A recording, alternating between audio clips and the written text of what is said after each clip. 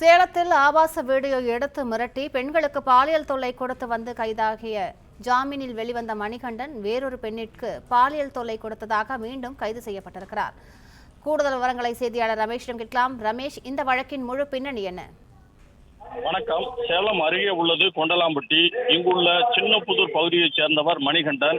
இவர் மளிகை கடை நடத்தி வருகிறார்.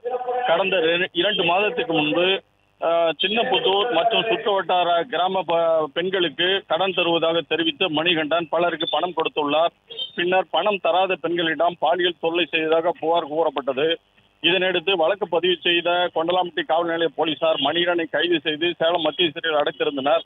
இந்த நிலையில் கடந்த சில நாட்களுக்கு முன்பு மணிகண்டன் ஜாமீனில் வெளியில் வந்தார். இதன் பிறகு சேலம் பள்ளப்பட்டி பகுதியைச் சேர்ந்த பெண் ஒருவருக்கு கடன் கொடுத்ததாக தெரிவித்து அந்த பெண்ணின் வீட்டுக்குள் புகுந்து அந்த பெண்ணிற்கு பாலியல் தொல்லை செய்ததாக கூறப்படுகிறது.